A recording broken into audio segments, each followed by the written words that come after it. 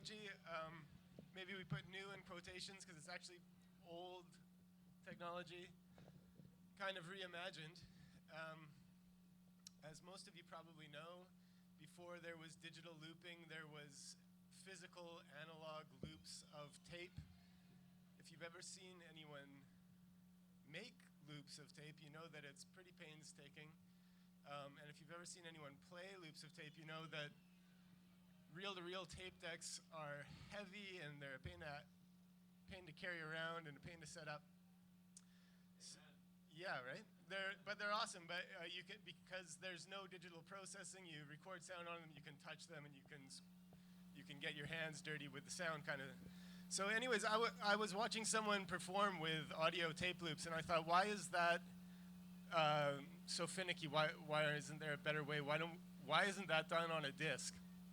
And I had that idea about 20 years ago, and finally last year I wrote an art grant and got the grant and to build a prototype, and this is that prototype. So I'm just gonna do a little bit of a demonstration before I get too deep into it. Basically, the first attempt I made didn't work at all. I was trying to use the guts from a floppy disk to kind of record onto. Didn't work, but I realized that this is a bus ticket from Vancouver that they make a bunch of sound when you try to play them. Let's see if this makes any sound right now. Here. Anyways, just playing one is kind of tricky, so I made a disc out of a bunch of them together. This will sound horrible. And it might take a second. Sorry, this is a prototype.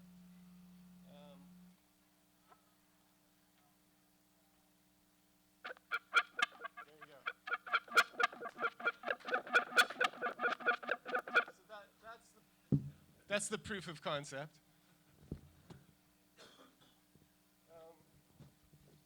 I tried like, so there it is. There's a floppy disk taped onto a record, and here on the other side, I tried to get a bunch of like magnetic medium onto this record. This I won't even let you listen to it. It just sounds crap. Part of the reason that sounds crap is because the disc is really hard and the tape head bounces on it. So I was in the dollar store and I found these foam placemats. And found that they're kind of awesome, and they're actually floppy disks as well. So that's what I've got on here, and that's what I'm going to play with for a bit, and we'll just see how that sounds. I apologize in advance if it's crap.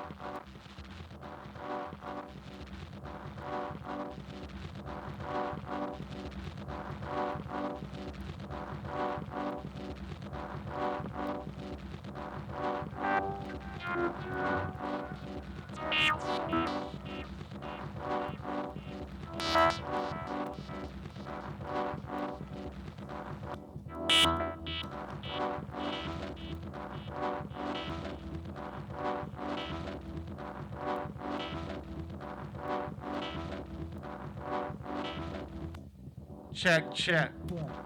Check, check. Check, check. Check, check. Check, check. Check, check. Check, check. Check, check. Yeah. Check, check. Check. So yeah. Check, check. So yeah. Check, check. So yeah. Check, check. That's what it does.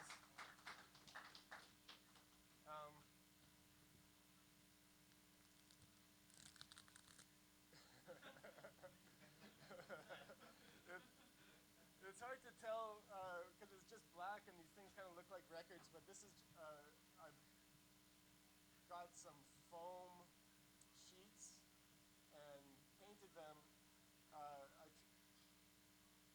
At first I started by trying to kind of formulate my own magnetic medium mixture. I did a bunch of research and found out how they do it for the bus tickets. Made my own mix and stuff. And then I was at the art store and looking at the ingredients on black paint. And it turns out a lot of black paint is made with iron oxide, which is the same stuff they put in this. So this is just paint. And same for this, you just go like black paint on a dollar store piece of foam. And you've reinvented DJ technology. It's super lo-fi, obviously it sounds like crap. But theoretically, this could, if I get it a little bit more hi-fi, this could evolve into a thing where you can actually like record records at home, make records, read, write. and rewriteable medium. Not, of course, everyone in the room probably knows this, but making records is like a really intense process, and you've got to press them from master plates and stuff. It takes a lot of money, takes a lot of time. So theoretically, this could be a really cool thing in the future.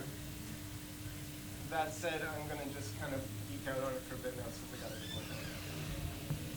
It's cool right now. Yeah. Thanks, guys. Thanks.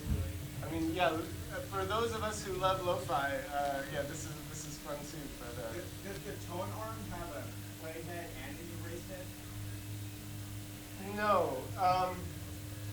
So on like a real tape deck, on a high quality tape deck, you'll have actually 3 separate heads, one for play, one for record, and one for erase. And this is just one head. On the lower quality decks, you have one head that does both play and record, and then they just use a magnet for erase. And you can, I've erased discs with using magnet, but it leaves a lot of noise on the disc. And then for the real geeks amongst you, you might have heard of something called AC bias, which is basically when you're recording onto tape has a tendency to pick up the low frequencies really loudly and the high frequencies really quietly.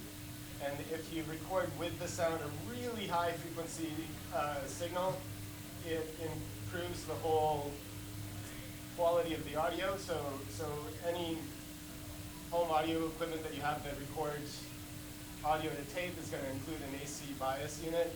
That part of the system I haven't touched yet, so it's still lo-fi. Work in progress and definitely an invention and a prototype, but I'm just going to play with it for a bit. Woohoo!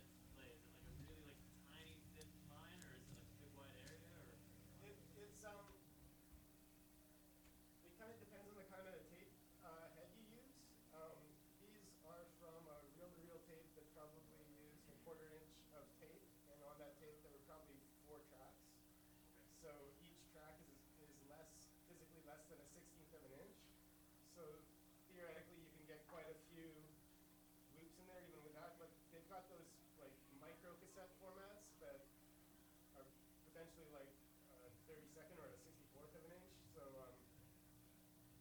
again, you could fit a lot of different samples on a track, but I haven't yet figured out a good way of like holding a head in one specific track. Or it would be cool also to get some kind of spiral track like a regular record, so that instead of it just looping, you can have like a long form recording and start at the beginning.